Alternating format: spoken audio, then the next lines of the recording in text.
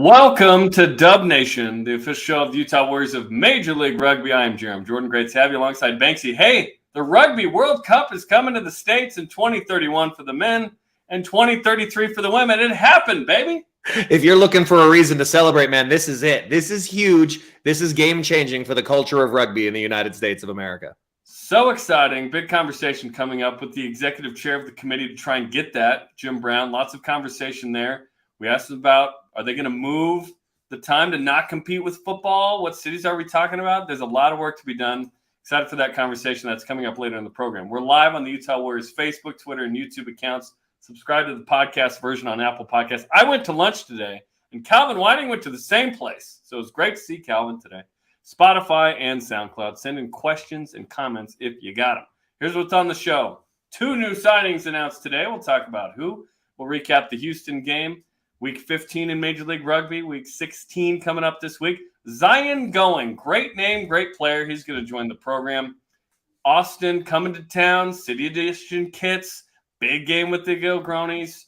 Also, the hidden talents on the team will be on display, plus the aforementioned conversation with Jim Brown. No, not that Jim Brown, but the Jim Brown that is the World Cup bid committee chair for USA Rugby. Okay, let's talk about the new signings right off the bat. Jeff Steele, a prop, formerly of the Austin Gilgronis. Hey, timely signing. What are they going to do? And David Beach, a lock on loan from D.C. These are 2 guys that are filling in and will support an already talented squad. Steele's great. You're talking about a really well-educated rugby player that can play anywhere across that front row. Typically plays tight head, but he can play hook. He can play loose head. This is a guy that has a lot of coaching experience, having coached some high school teams. He grew up in Chicago. I think he's played or signed with Houston at one point and then was with Austin, played with them for a long time, got a lot of minutes and a lot of look in training with Austin. So it's great to have a guy like that.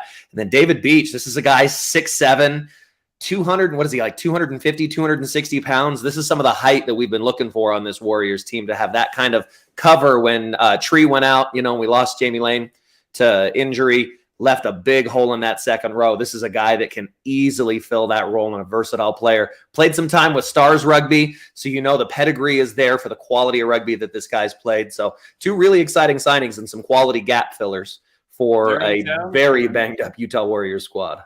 Yep, they're training. They're in town. We'll see if they make the 23 here this weekend or the last 3 games.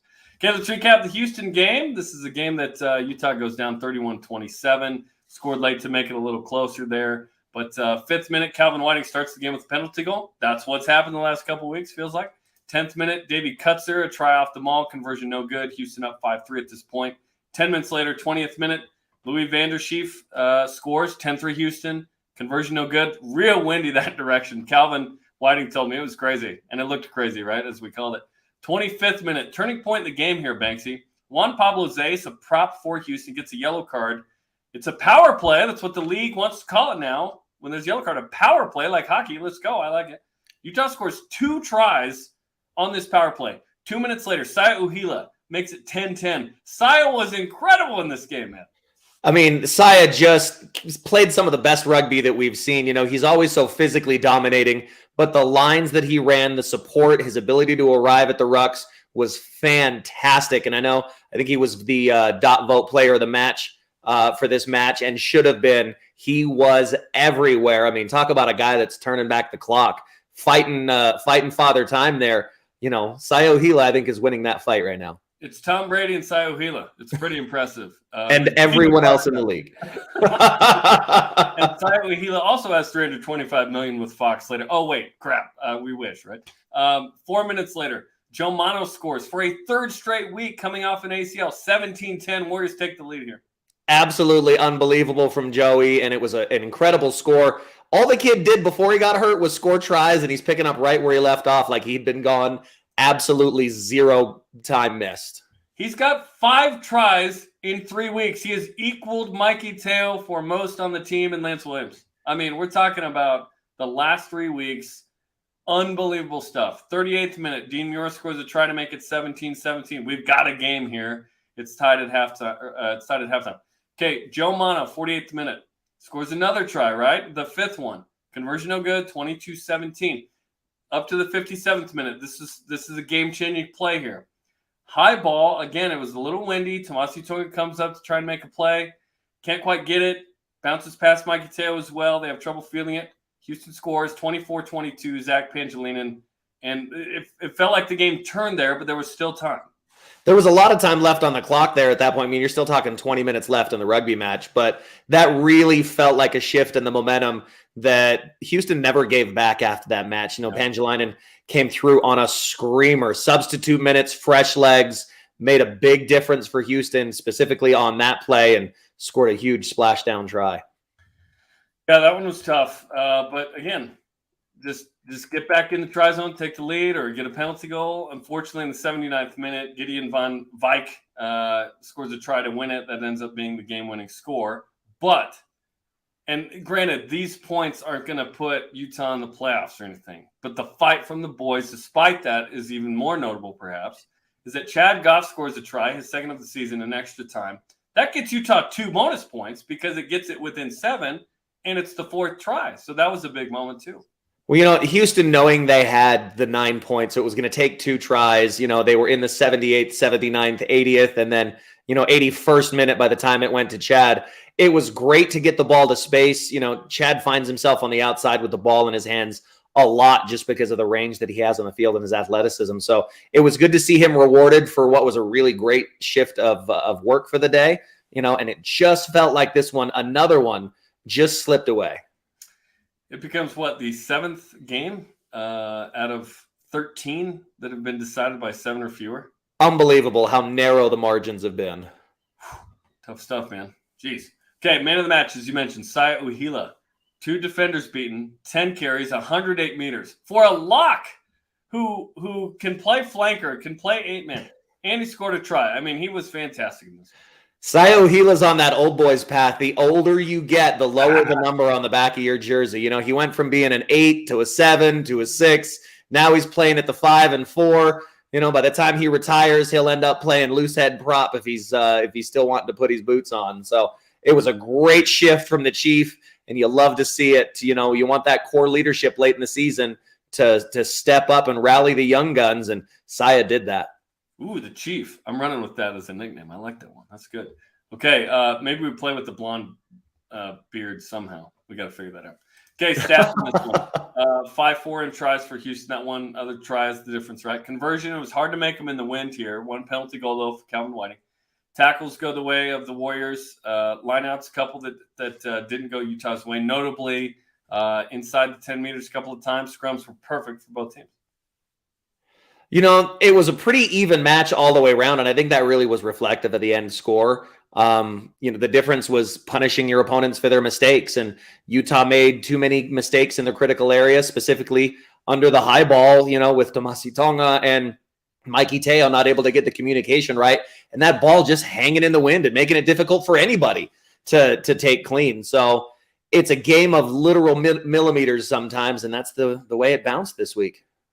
Bounced is exactly the operative word there.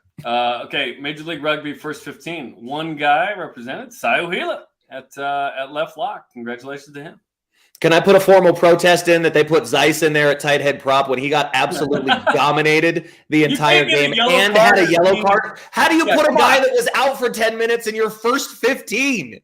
Okay, should Joe Mano have been on here as well? Absolutely. I mean, take nothing away from, Wheeler had a great game and Hood had a great game in Toronto, but, you got to give credit where credit's due. And if Joey Mano's putting up a double every week, put the kid in your first 15, y'all. Yeah, it's 2 doubles now, right? Like, let's go. Come on, man. Double. Let's get this guy an in and out deal. Let's go. Okay, Major League Rugby. Let's recap what happened around the league. New England beat ATL on Friday. That was a big win because ATL is fighting for 2. They're kind of in the 3rd spot. Friday, New England extended its Major League Rugby record to 10 games won in a row. They're dominating. Absolutely streaking. And I'm surprised that game was at 15-10. I thought it would have been a much higher scoring affair with the way both of those teams have been this year. But the physicality, the commitment to defense kept that tight and really close for that match. Dallas scored single-digit points for the 7th time this season. Toronto pours it on 57-0. NOLA takes it to D.C. Nate Osborne used to coach NOLA for a long time. He's the DC coach now, and 50-21 on that one. New York took out Seattle 30-22. That was a big one for both. And then in the Cali Cup, San Diego upsets LA 31-27. Giltini's had a 7-game win streak. Those last 2 games there, that New York game was absolutely brutal to watch physically, and it ended up coming down to the forward pack and the scrummaging in that. It was a great game to watch if you're a rugby purist. And then the complete opposite, in San Diego, if you wanted to watch Billy Meeks and Ma'anonu just run at each other all game and break tackles and run in space. That's what that game was all about in the Cali Cup, and a really entertaining match to watch between San Diego and LA. It's fun to watch this league. It really is. There's a lot of good, interesting players and good teams. It's awesome, man. Okay, standings through round 15. Austin out in front, but only up 4. LA right there. Houston with the win. 4 points ahead of San Diego. Still with the game in hand, by the way. Seattle right there as well. So it's still a 5-team race. I mean, look at how tight it is. 12 points separate first through 5th. With 3 games left to go. And officially, 15 points on offer. And a lot of these teams see each other in late season action, too. So things could get really interesting in that top 3 as we shake up the Western Conference playoff race. What we didn't mention is that Utah was officially out of the playoffs after last week. But we felt like this for a while officially, so we didn't care to mention it. But that's a fact. Okay, in the Eastern Conference, New England dominating. They're going to be the 1 seed. It'd be shocking if they fall from this. The battle for 2 is interesting.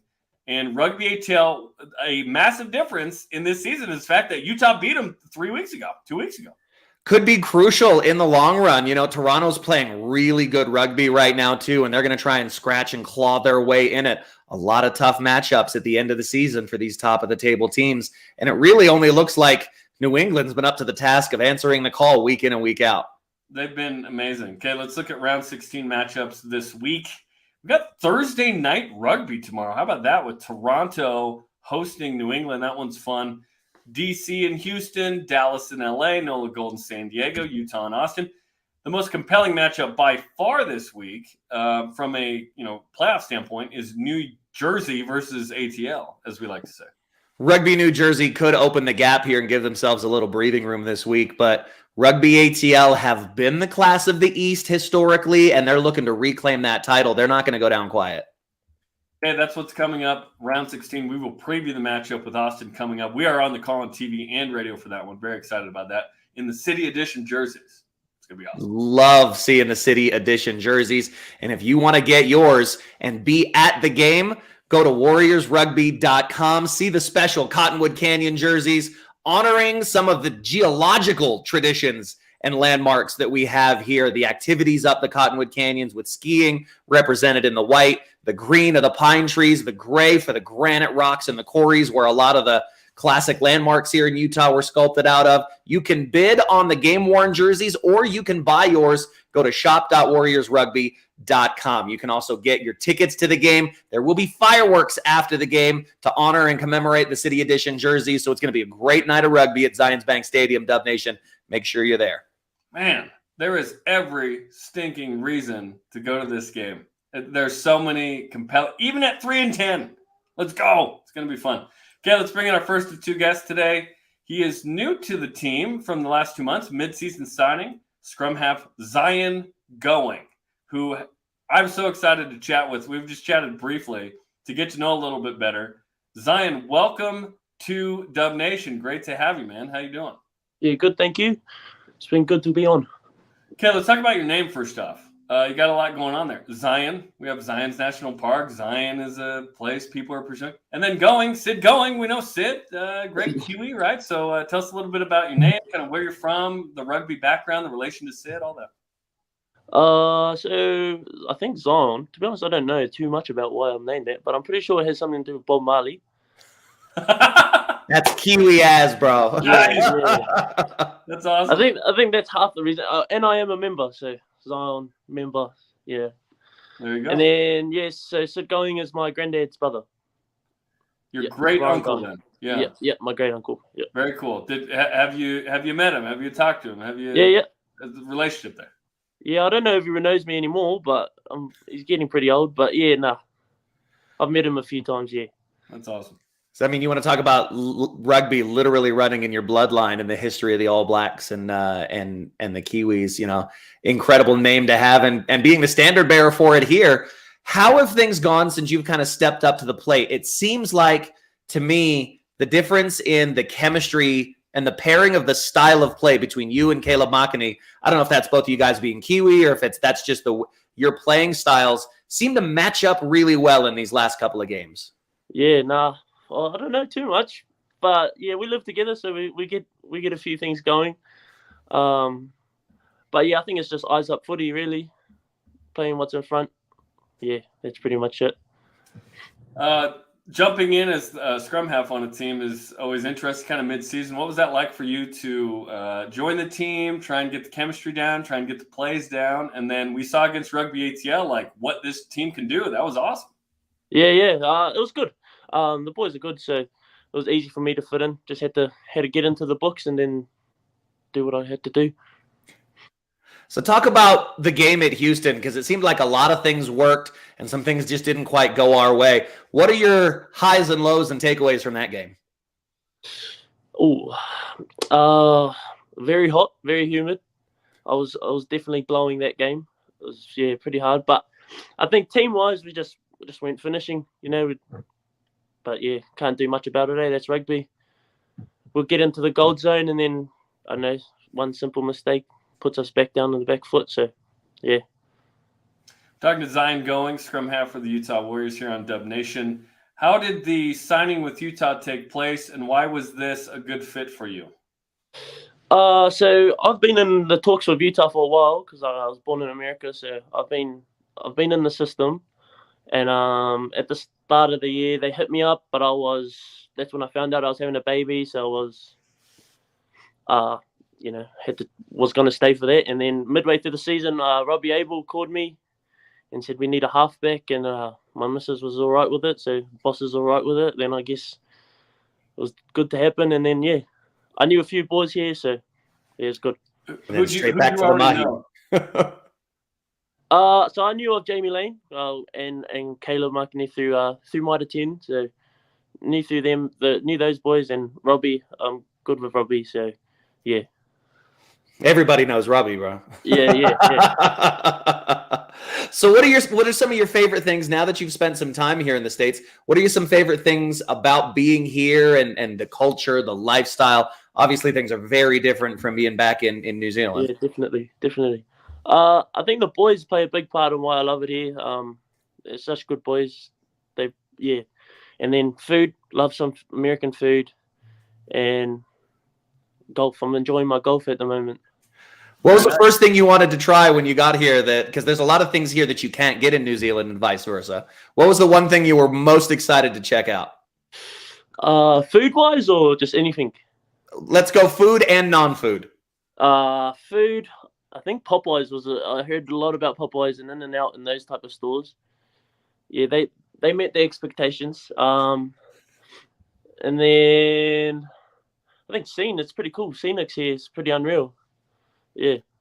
Yeah, the mountains just kind of swallow you up as you stare out your windows. It's not like New Zealand doesn't have amazing mountains, but the fact that you can live right up next to them like that and go hike and go into, there's a lot to do, which is super cool. That's awesome. When Robbie called me, I asked him, I was packing my bags. I was like, bro, what do I need, man? And he goes, oh, it's hot as. And I got here and I was freezing. It was not. So I don't bring any hoodies, any pants, because he sold me a story of it's hot. Shorts and shirts is all you need. And I was first training, and it was snow. That's Arizona. He told you the wrong state. Yeah, he definitely did me. He did me. That's hilarious. Robbie Abel. Of course you would say that. That's hilarious. Okay. Robbie's got an extra layer on him that keeps him warm too. Us front row types. Never listen to a prop about whether it's cold. Yeah, that is true. Yeah.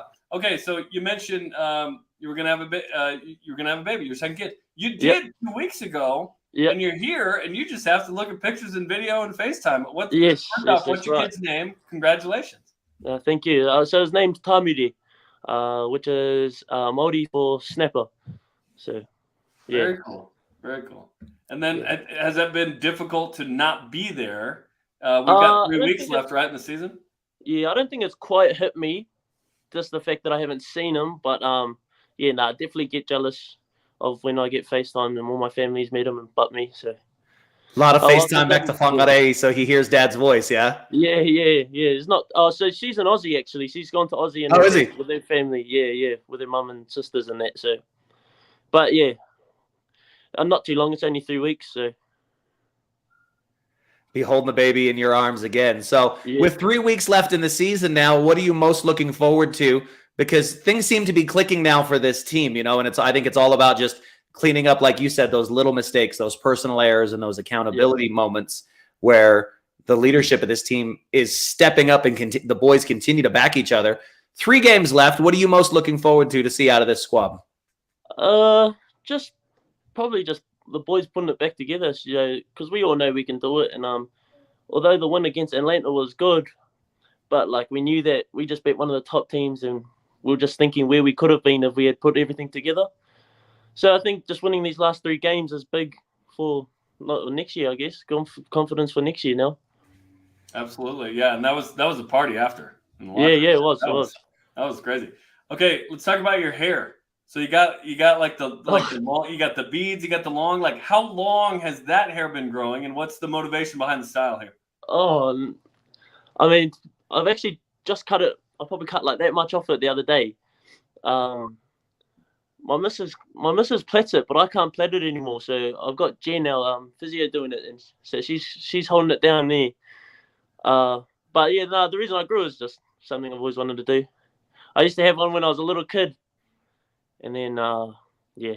You're a little like Anakin Skywalker kind right there, you know? Yeah. Like a Padawan Jedi or something. Yeah, so before I came here, I actually had a mullet, but one of my my rugby club, Northern, one of the boys had cancer, so we all cut our hair.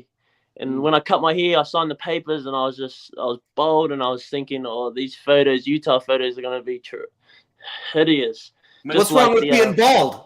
You got a problem with being bald? Come at me, bro. Mason, drop the picture of Zion, the cover of this episode again. Okay, so now we know, why you had. It wasn't by choice. It wasn't by choice. There we go. There it is. We can take that down. So I was bold with this little patch on the back of my head. Yeah, my granddad wasn't a fan of it. That's funny. Most granddads aren't. No. Well, Zion, we appreciate the time, man. It's so nice to get to know you, and it's been great to have you on the Warriors. It's been fun, and we got a big game with Austin with the definitely. City Edition jerseys. You guys are gonna look good. Yeah, hopefully. I mean, I'll get my haircut done, so should be all right. Okay. Well, thanks for the time, and we'll see you Saturday at Zion's Bank Stadium. Sweet. Thank you.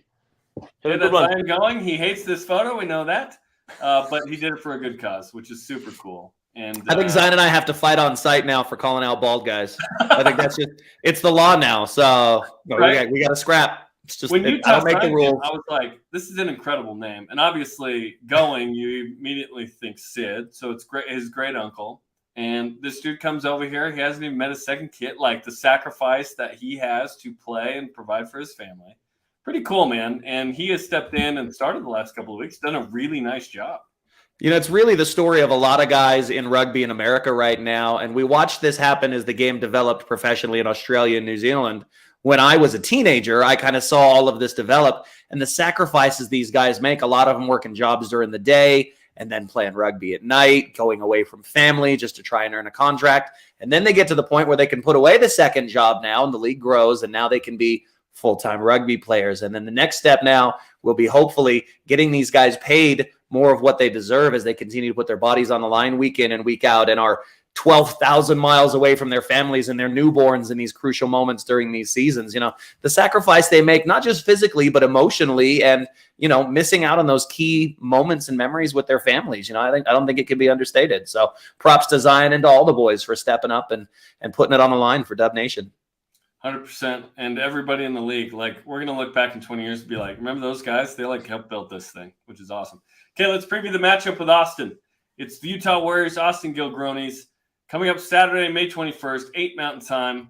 We'll be on KJazz on TV here in Salt Lake City, KSLSports.com, and the Rugby Network streaming, ESPN 700 and ESPN 960, of course, on the radio. Utah's wearing its City Edition jerseys inspired by Cottonwood Canyon. Awesome. The last meeting was in February. That's round 3. Austin beat Utah 24-10.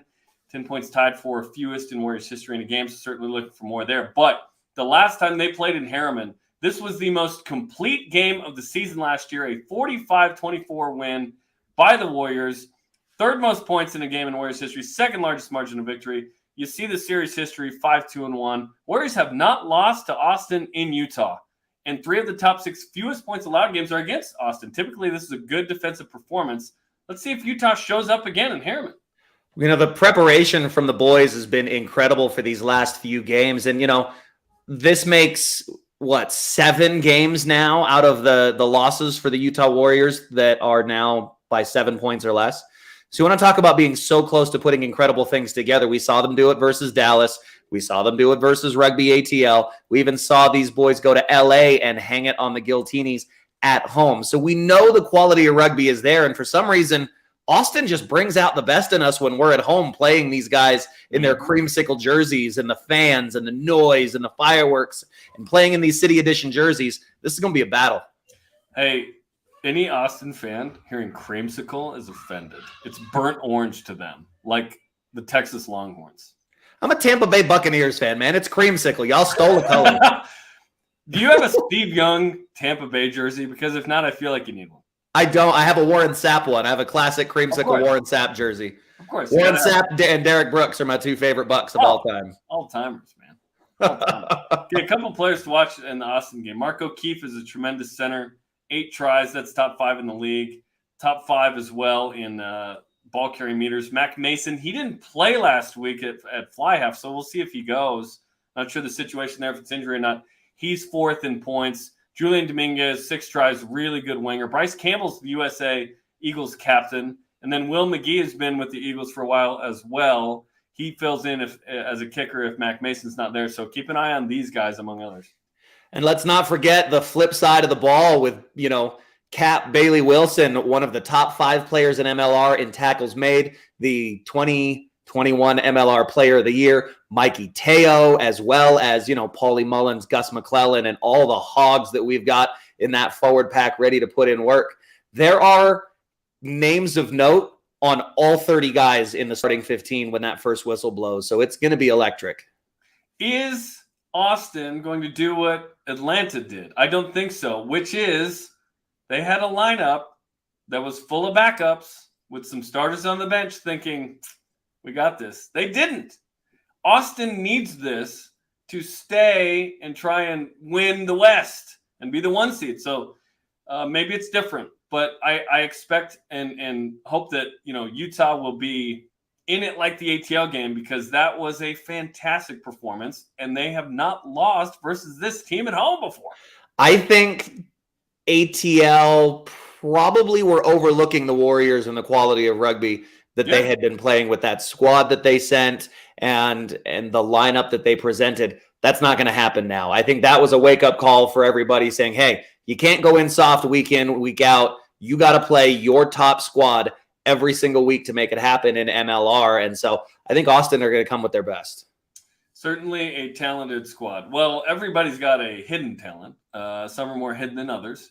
Here's what the players had to say about their teammates.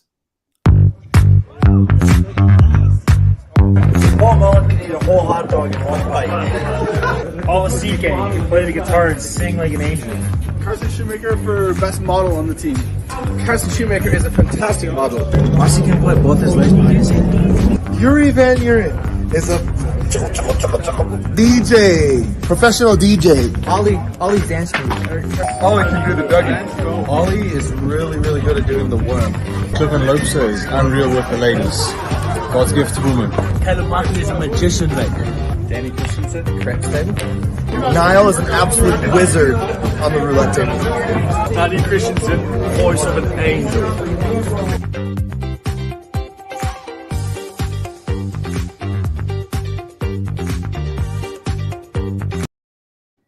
Over under 62% true on those. I think you're probably I'm gonna take the over on that. Knowing some of these guys and what they can do, I'm going to take the over on that and say there's more truth to that than fiction. I need some Texas Hold'em with Danny Christensen. Then. I want to see a DJ set from Yuri Van Buren at EDC. Let's go. We know that one is real. We know that Paul CK can sing and play the guitar. So yeah, we know a couple of those are true. So that's awesome. A lot of great memories with the squad, a lot of great memories of these boys, and now you can own your own because your Utah Warriors are taking the field in these City Edition Cottonwood Canyons jerseys, and you can get yours. They are available now in the Utah Warriors shop, so go to shop.warriorsrugby.com, and you can bid on the game day jerseys that the boys will actually wear on the field. So get your game day kit in action, verified, certified, bona fide, and bid on it now at shop.warriorsrugby.com. Gosh, dang it, those look good. Man, can't wait to see them coming up on Saturday night. Well, the United States is hosting the 2031 Men's World Cup and the 2033 Women's World Cup. It's going to be amazing. Earlier, I spoke with the executive chair of the USA Rugby World Cup bid committee, Jim Brown, about it. To have you on Dub Nation. Thanks for taking the time to hang out with us for a few minutes. Well, thanks for having me. I'm a big Warrior fan, so this is really a treat to be a part of your show. Fantastic. We're stoked about what happened. Congratulations. I know there was a lot of hard work to get the bids for the 2031 Men's World Cup and the 2033 Women's World Cup. Congratulations. What was your reaction when you heard the good news? Well, I was asleep when I got texted the first time, but yeah, it was a little early in the morning, but I'm an early riser, so that was no problem. But it was in the end, certainly the day was a great day, and not necessarily an immediate reaction, but a good sign for me anyway is if I'm in a great mood for the rest of the day, and that was really great, and it's continued on now for a few days now through the weekend and onwards, and let's hope we can keep it going for another 11 plus years. And we'll get into sort of the work ahead here in a minute, but when did the idea first come about that this could be a thing, this could be a possibility that the United States tries to get this? Well, I was working on the soccer 2026 World Cup bid, and I have to admit that during those days, as that process was going through and was really stressful in a lot of ways, there was always a thought of what other event could come to the United States, and as you do in your free time or whenever you're trying to distract yourself. And I have to say, for a while, I had thought that the Rugby World Cup could be a real possibility in the United States. We worked with the cities, we worked with stadiums, and it just felt like something that could happen someday.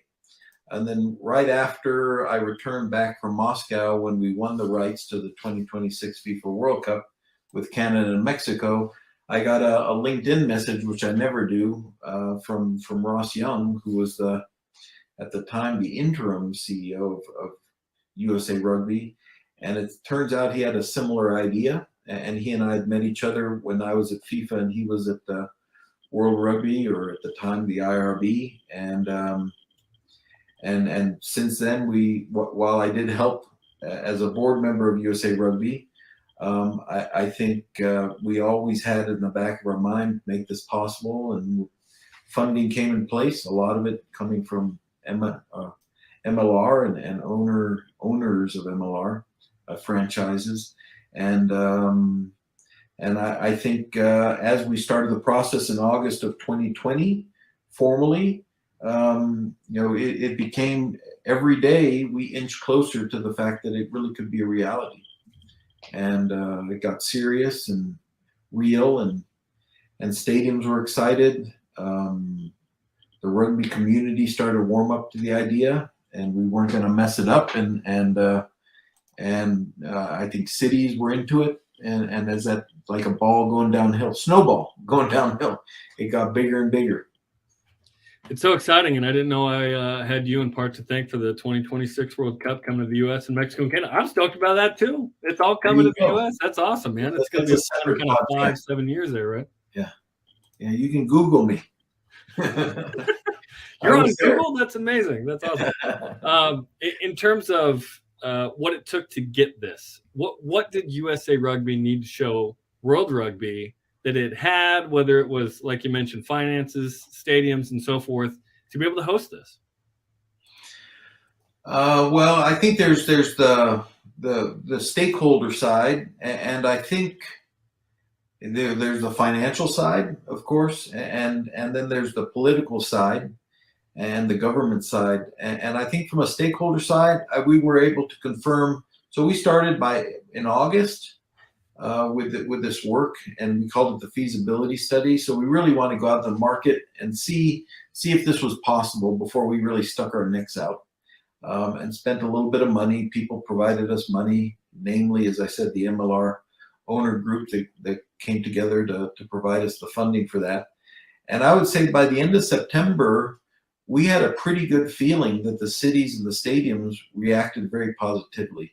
And I think that's a huge asset to any big event, especially national level event, to be able to think that, stadiums like SoFi and Rose Bowl and Levi's and MetLife and Gillette and, every single one of them, for the most part, came back and said, we're interested in this thing. And we were happy to spend weeks filling out questionnaires for all this technical data.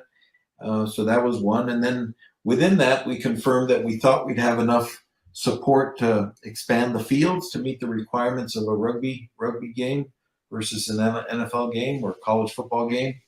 So that, I think the technical side, we determined we could do it. And then the financial side, we put together a budget of expense aligned with what World Rugby says they require. We put that together with what we think we could generate with some, commercial experts providing us that guidance. And the numbers look pretty good. And then the final piece, to a certain extent, at least from our side, was that the federal government, Joe Biden sent a letter to the chairman of World Rugby and said, we want this thing, or we want these things. And then the idea of hosting 2 in a row, we initially proposed, and World Rugby liked it.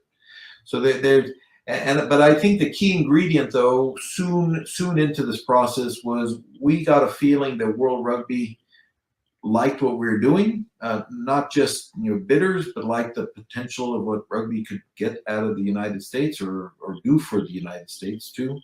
And they were really invested in this in a lot of ways, not necessarily financially, but invested in it from emotionally. They realized that this was a big opportunity not only for the U.S. but for rugby in the United States, and that, if you're a sales guy, that's a good feeling because they want it.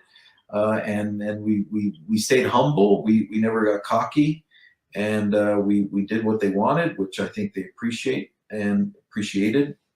And I think we understand they're in charge. So the whole thing came together, and we're pretty happy with it. And props to you guys for sticking with it, for moving, because I know originally, right, you want to kind of 27, 29, you move, you get Exactly. You be flexible, right? Yep. It's all good. All those stadiums sound amazing, and I can see them filled up for these amazing matchups. Yeah.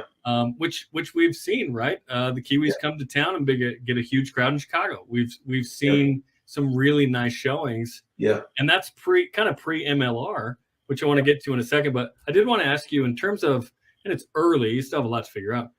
Will the Rugby World Cup take place in the same time frame that it usually does? Is there any fear of going up against college football in the NFL?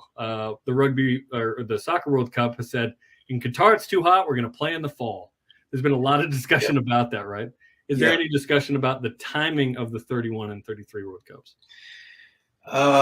Yes, and the reality is, and I was at FIFA during all of that Qatar stuff early on. I mean, I left just before they were confirmed as the hosts. But our position is that World Rugby requires the event as of today, and our bid says that the event is scheduled for September, October, and that's what we're prepared to do. And then we did an, oh, by the way, if we found another window, maybe it would be better. And that's really been our position with not only World Rugby, but to the stadiums and the communities. And I do think it's possible to do it where it is in September and October. It's not going to be easy. It's not going to be easy no matter where it is. But the reality is we have time to deal with that question in the 9 years ahead. And it's not just the men's in 31, it's the women's as well. Yep. So over time, we feel that there's an ability to do further analysis on all that and understand on both. How do we make it happen in that window, but also on how it could impact the Rugby World Cup if you tried another window. And it's not our decision. It's obviously World Rugby's decision, but we think they'll make the right decision. But currently, we're expecting it to be in September, October. I'll be interested to see when it is, and I'll be watching either way, which is the good news. It'll be awesome. We're talking to Jim Brown on Dub Nation. Okay, Major League Rugby. What role did that have in being in helping with the bid in any way? Having a domestic league that's now 5 years in and hopefully continues to grow and be an even bigger deal in 2031. Well, I think it's super important. I mean, I'm old enough, you can believe it or not, old enough to have been part of the '94 World Cup group that delivered that.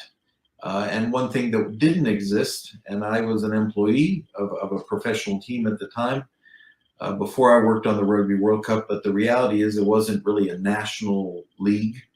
And part of the deal with FIFA was that they would give the World Cup to the United States if they've started a professional league before '94. And in the end, it was after '94. So Major League Soccer was delayed for a lot of reasons. But the outcome of that was obviously a successful league that's still thriving or thriving more than thriving. The point, as I say, the advantage rugby may have is there is a league that exists, and a national league and a professional league. And I think in that regard alone, I think there's not only because you have professional players engaged and getting better and practicing their trade, which obviously is important, but you also have people in the markets trying to get people to watch rugby weekly or daily or on TV, and just having that interaction and that expertise and that experience being developed, just like you guys on a daily basis trying to sell the sport. I mean, that's huge, and I think is viewed as a positive, and was viewed as a positive in the lead up and decision to let us host. The fact that there's people out there who are losing money and trying to bring the sport, but eventually will make money and the sport will benefit from it. I'm excited to see where it goes. Absolutely. And there's this big pie in the sky goal now, right? Of, hey, we're hosting this. We got to be ready. And it's really exciting. So Soccer World Cup, Rugby World Cup. What else can we bring to the U.S. that you haven't already brought here, Jim? I'm not worried about that right now. I had a great time this weekend mountain biking with my kids, and the first time I've done that for a while. Partially because the snows melt, but partially because I had time to do it. But this country has a lot to offer, big sports, and I think people and certainly the enthusiasm, not only in the United States, but that I received around the world from people that I've worked with, I think is a sign that rugby itself and people outside of the United States not only see this as potential, but see this as really a sign that rugby is marketable and can compete in a market like the United States and benefit from the United States, which isn't easy to do. Well, we're really looking forward to what's going to be one of the biggest events in the history of sport in the United States coming up in 2031 and 33. Certainly work to be done, and let's finish with that. What is it that needs to be done prior to 31 to really be ready for that? And what isn't ready that you've really got to work on until then? Well, there's a technical side which is never easy, but I think it's something that is really, I wouldn't say mechanical, but I think there's a lot of work to do, but there's nothing really super innovative, although we would try to do some innovation in how you deliver a Rugby World Cup, just based on our assets and what we can offer in our country. But the number one thing by far, I think is and it's really being led by USA Rugby and World Rugby, and we're obviously part of it. We put that in our bid, is we're basically going to scooch up the legacy value of hosting a Rugby World Cup or major event of rugby in the United States, and really start developing and using that money and pushing it forward so that we start spending millions of dollars to invest in the game and grow the game together with organizations like MLR. Obviously, USA Rugby playing a key part in all of that, but really trying to ensure that more kids are playing, more colleges are playing, more men, women are playing, and people understand that, and through that effort, you end up getting more fans and people are more engaged, and you end up promoting the sport that way by actually growing the sport. And that's, I think, the real focus of the next few years has to be that. Because if we don't benefit in that way from this and everybody just makes a bit of money, I think we would have not necessarily failed, but we wouldn't have gotten what we could have out of this experience like we should. Well, the next 9 years are going to be exciting and stressful as we get ready for what's going to be awesome. And then 11 years, the Women's World Cup as well, which is awesome. So, Jim, we appreciate the time. Congratulations on the success, and I'm sure we'll be chatting in the future. Yeah, but I'd just like to add one thing, though, in there that I think real pie in the sky is the Americans have to win both World Cups. There you go. Let's get the next level, right? Go. Why not, right? Yep. Why not? And let's spend the next couple getting out of the pool play, winning a couple games, and then you work for sure. Yeah, exactly. Absolutely. Well, Jim, we appreciate the time. Thanks so much, and best of luck. Thanks a lot, everyone.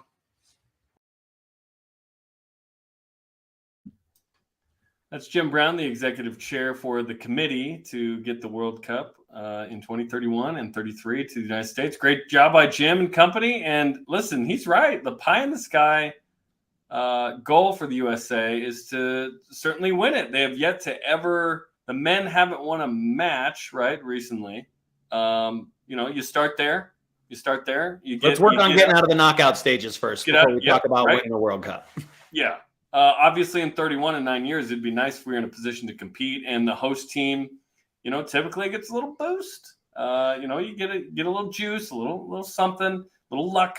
And then in 2031, let's see what happens, man, on home soil. Let's go. The bar is set really high already for the women's team being one of the more competitive women's programs internationally. So high expectations there, and some incredible and amazing female athletes that USA Rugby and club rugby has at all the levels. But really, we have to look at what happened in Japan, to the Japanese national team, to their league there, to the changes that it brought to that professional league. And hopefully we can mimic and copy some of the great highlights that happened there, and just exploding the impact, the images, and the passion that fans have for a game that we know and love now because we've been involved with it for so many years. But introducing that to new fans is really the difference maker for that Rugby World Cup. And if we can follow the likes of Japan as a host nation, and one, put on a games that was as quality as the games that they did, and then two, perform the way that they did as a very beloved country and competitor now, as well as a very well-respected host nation.